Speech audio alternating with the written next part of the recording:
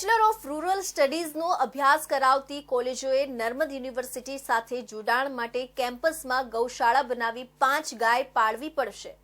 વીર નર્મદ દક્ષિણ ગુજરાત યુનિવર્સિટીની board of મેનેજમેન્ટમાં કોલેજોને કેટલીક શરતોને આધીન માન્યતા અપાઈ છે।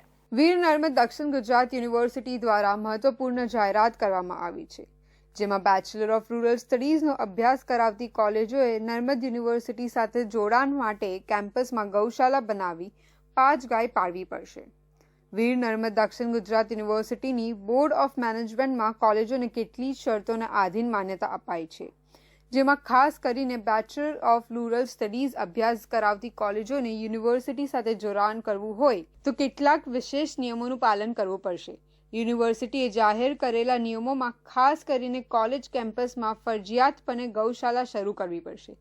આ ગૌશાળામાં ઓછામાં ઓછી 5 ગાય હોવી જરૂરી છે, જ્યારે અભ્યાસ માટે આવનારા વિદ્યાર્થીઓને ગૌશાળાના સંચાલન અને પશુપાલનનું જ્ઞાન પણ આપવામાં આવશે। આ ઉપરાંત વિદ્યાર્થીઓને ગણવેશ પણ ખાદીનો રાખવા માટે ફરજિયાત કરવામાં આવ્યું છે। યુનિવર્સિટી દ્વારા bachelors of rural studies college જોડાણ માટે બનાવાયેલા નિયમ મુજબ કોલેજ માટે 7 એકર જમીન જરૂરી હોવાની સાથે છાત્રો માટે છાત્રાલય ફરજિયાત હોવું જોઈએ।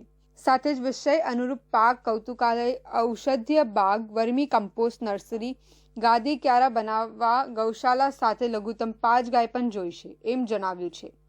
કોલેજમાં કૃષિ પ્રયોગશાળા, માટી પાણી પૃથ્થકરણ માટે કમ્પ્યુટર લેબ પણ જરૂરી હોવી જોઈએ। સાથે કોલેજોની લાઇબ્રેરીમાં વિશેષ અનુસાર કુલ 15,000 પુસ્તક જરૂરી હોવા જોઈએ, એમ નિયમોનું જણાવ્યું છે।